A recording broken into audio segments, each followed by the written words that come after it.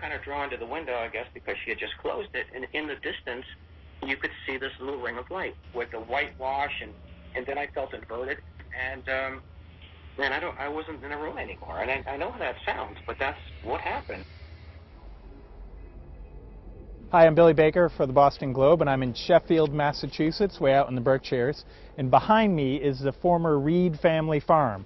What's interesting about this case until now is that it's been very well investigated by people who are into UFOs, and this is one of the iconic encounters. Here's the modern twist.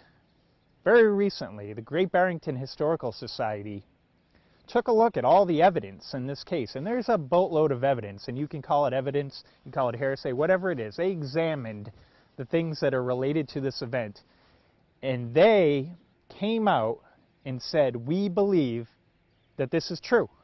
And then comes the whole idea of, well, how does one, how do you source something like that? What am I going to look at for primary source documents to make sure it is true?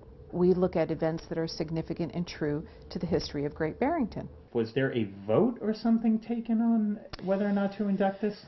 Consensus. Okay. Consensus. There was a long discussion. Okay. I think the case for us really rested on the fact more the significance of what it means to the local history of Great Barrington. And there's such a broad spectrum there.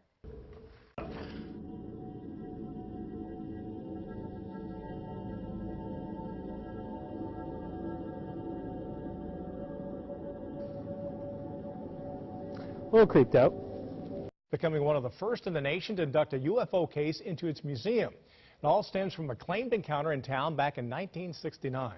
News 10 ABC's Heather Kovar has the full story, including from the man who says he was the subject of that paranormal activity. Just miles away, as a child, Thomas Reed says he saw something quite unusual in 1969. Other people made reports as well.